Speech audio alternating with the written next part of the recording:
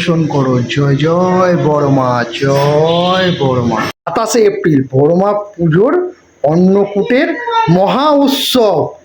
13ই Boishakh 1432, 27 April.